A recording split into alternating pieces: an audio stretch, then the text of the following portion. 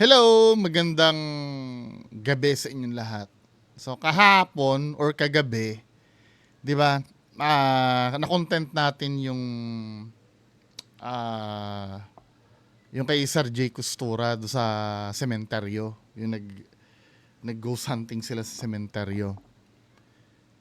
Ngayon, ito si Ma'am Fairy Ava, challenge yung gusto ko to mga ganitong bagay. Kasi 'di ba ang argument ko walang hindi naman sa wala hindi magpaparamdam ang multo sa sementeryo dahil nilibing sila doon ay patay na sila. Hindi na sila yung nandoon. At kung may multo man doon, siguro dahil sa history ng lugar, dahil may pinatay doon siguro, or yung lupa noon ay dating kinatitirikan ng bahay na may nakatira na namatay na doon sa bahay na yon, 'di ba? Mga ganon. Kasi wala namang emotional attachment ang isang patay sa sementeryo eh. Nilagay lang doon yung katawan nila na patay na. So yun ang argument ko. Naghahain naman ng counter argument si Ma'am Perry Haba. Ang sabi niya, ito caught income daw, multo sa sementeryo. Di naman siguro siya namatay mismo sa sementeryo, kaya may multo pa din sa sementeryo, sabi niya. Matagal na itong video na to, napanood ko na to before. Sabi kong gano'n, kaya medyo duda din ako. Sabi gano'n ni Ma'am Fairy Haba, taya ko, buhay ko, multo yan, sabi niya. Wala namang problema doon kung talaga naniniwala siya. Ngayon tingnan natin yung video na pinasa sa atin ni Ma'am Fairy Haba. Ito, ang nakalagay dito sa news, mother claims deceased daughter's spirit caught on video. Kiniklaim nung nanay na nakuha daw sa CCTV yung anak niya na namatay doon sa sementeryo. So, play natin to mga men. The mother of a toddler who died years ago claims her daughter's spirit is caught on camera. Fabiola Rodriguez was 2 years old when she... So, ang argument ni Ma'am Fairy Haba, siguro naman hindi daw naman doon namatay yung bata sa sementeryo, pero nagmumulto yung bata doon sa libingan. Sige, play natin. The mother of a toddler who died years ago claims her daughter's spirit is caught on camera. Fabiola Rodriguez was 2 years old when she died in September 2018. Since then, Mother Sandra Gonzalez has had problems with people stealing toys and personal belongings from her grave at the Masonic Cemetery in Las Cruces. Another family's camera later captured this video and showed it to Fabiola's mother, who says she's sure it's her daughter. So may problem daw do sa grave nung anak niya. May nagnanakaw daw ng mga laruan na nandoon. Had introduced herself, and she told us that she had like something like really beautiful to show us that they had captured on their video camera.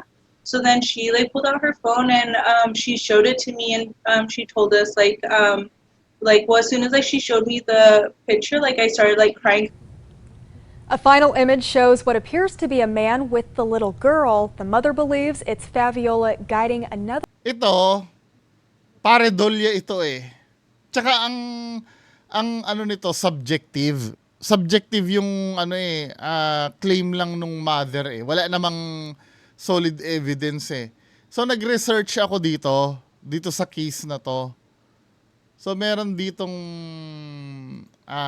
ito nga, ghost of a girl's sighted near her grave daw sa Mexico City. Sabi dito Mexico City, no? Mother believes spirit of her late daughter was seen at Las Cruces Cemetery.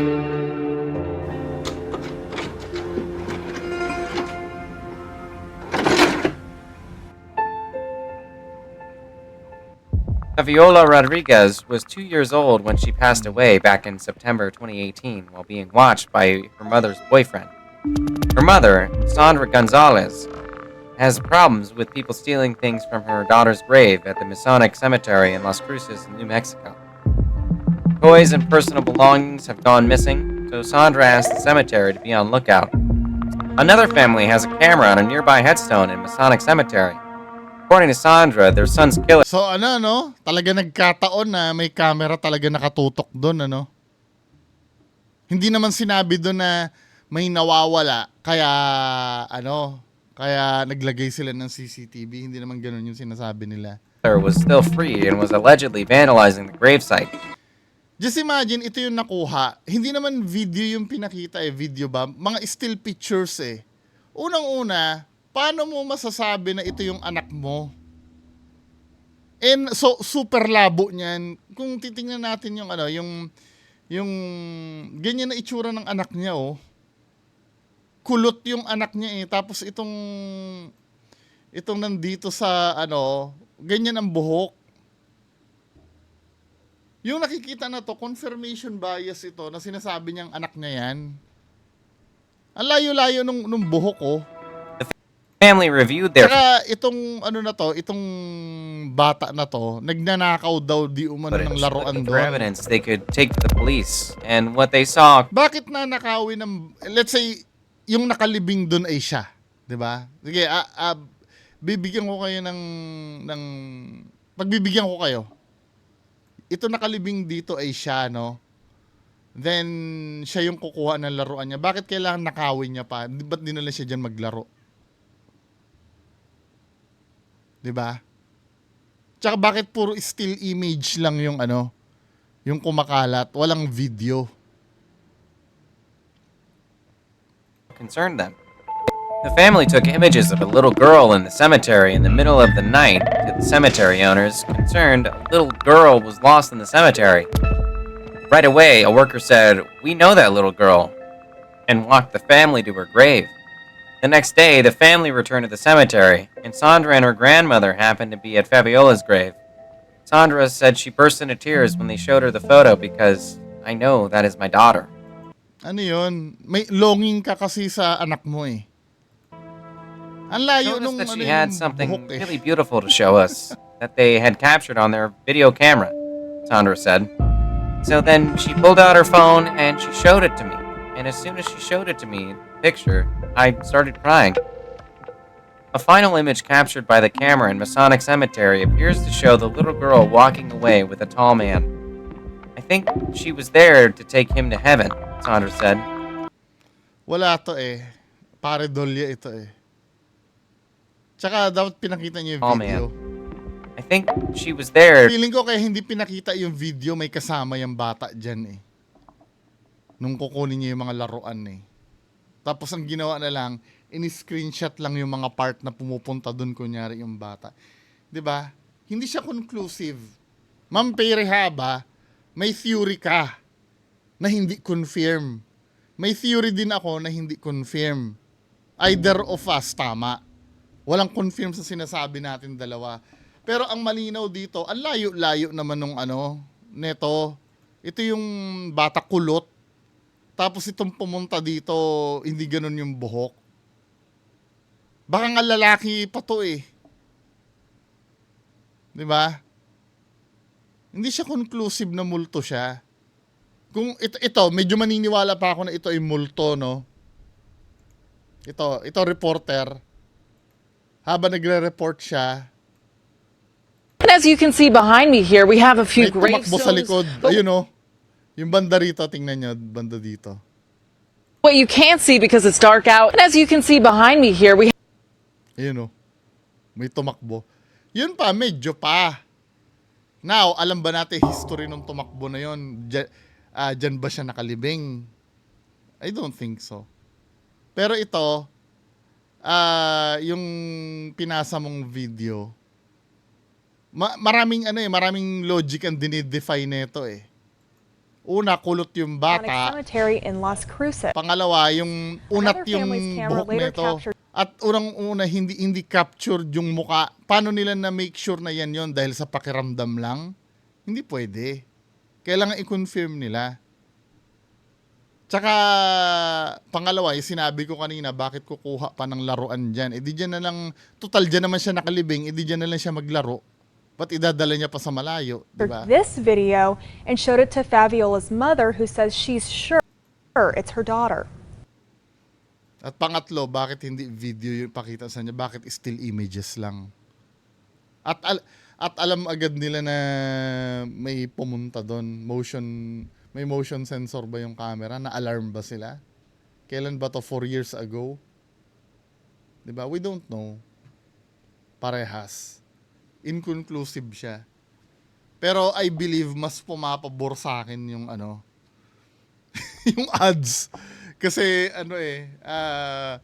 maraming logic na binabali yung yung claims eh. Unang-una yung confirmation bias pa nung nanay, hindi natin pwedeng panghawakan 'yun. 'Di ba? Baka nga mamaya kahit mabooking pa 'yun na ibang bata 'yun nakuha na 'yun, sasabihin ng nanay niya. Hindi talagang 'di ba? Na na natin 'yan eh. Na testing na natin kung paano talaga kung paano talaga yung nararamdaman ng may confirmation bias. Talagang paninindigan niya kahit na booking na. Ang dami na nating video na talakay. Katulad ng Santo Niño na umiilaw, 'di ba? Yung pala butas lang sa bubong 'yon na nagsha-shine sa ulo ng Santo Niño. Tapos sasabihin, hindi talagang naramdaman ko yung power ni Santo Niño. Confirmation bias 'yun. Next video tayo, next video. Ito, hindi ko alam kung ano ba ito, seryoso ba itong video na to? Or wala lang, parang yung content lang. Kasi may pakpak na nagpapapansin daw. What do you mean pakpak?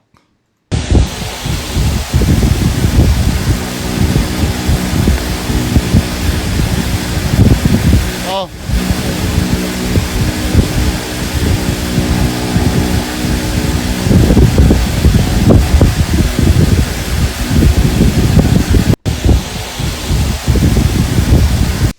So, kung akong tatanungin nyo, pakpak ba yon? Hindi. Now, kung hindi pakpak yan, ano yan? Hindi ko alam. Pero common sense ang gagamitin uli natin. No? Kung pakpak yan, dapat may pinatutunguhan yan eh. Diba? May pinatutungan. Nung binasa ko yung comment section, ang dami naniniwala. Hindi, may ganyan talaga. Alam mo yon, parang hindi na nag-iisip yung mga tao.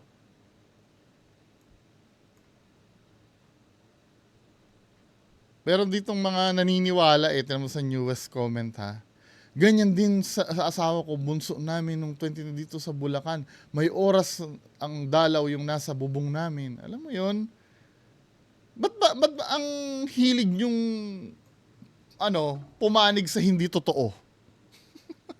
O let's say, kaya kong i-debunk ito ng ng hindi ko nalalaman kung ano yan eh. Na ang claim kasi ay pakpak.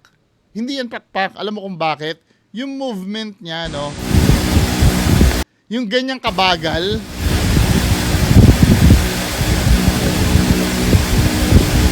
yung ganyang kabagal na movement, hindi nakakalipad yan eh.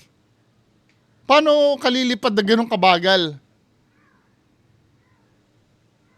Hindi ka lilipad doon. At saka isa pa, kung pakpak yan, dapat mawawala yan dahil lilipad yan eh. May patutunguhan dapat yan. Di ba? Tsaka kung mapapansin mo, yung movement niya mechanical. May pattern. Hindi siya yung movement ng isang buhay. Di ba? Parang let's say sa isang swing, mechanical ang movement ng swing, pa ganun-ganun eh. Di ba? Or let's say sa relo, isa lang ang movement ng relo eh, yung second hand. Gumagano, ito ganun din eh. Ngayon, kung hahayaan nyo kung mag-speculate, speculation lang naman, hindi naman confirm ang sasabihin ko. Pwedeng ito ay, alam mo yung lubid ng duyan? May nagduduyan sa labas. Now, sino nga naman na magdudoy ng 4:07 AM? Yung mga oras na yun, may gising na yan eh. Di ba? Pero kahit anytime, pwedeng may magduyan eh. O kung ano pa man ang ginagawa doon sa labas. Pero kung sasabihin mong pakpak yan, Kasi ang hindi naman sinasabing aswang yan, ano? Pero kung sasabihin nyo sa akin, pakpak yan, o kahit anong pakpak, kung pakpak man ng ibon yan, or kung ano man yan. Pero, hindi naman tayo dumb na ang pinapalabas niya ay pakpak ng aswang yan. Kung pakpak man ng aswang yan, kulay puti, tapos, ang bagal, hindi lilipad ang aswang mo niyan. Kahit nga ibon, ganyan kabagal, na ano, nalipad. Tsaka isa pa ha, nakikita mo na maano man lang lapitan mo yan at videohan mo na, di ba? Para malaman mo kung ano yan. Hindi yung nakatingin ka lang dyan sa may bintana. Tapos hindi ka pa pumapalag, ano. Di ba? Kahit saan tayo makapunta, hindi ito pakpak. Di ba? Hindi ito pakpak. Now, kung maniniwala pa rin kayo na pakpak yan dahil na psychological priming na kayo nung nag-upload, di bahala kayo. Hindi ko naman pinipigil yun. Kalayaan nyo naman yun So anyway, yan lang naman ang mapag-usapan natin ngayong gabi. Kailangan ko na kasing umalis na. So magandang gabi sa inyong lahat. Bye-bye.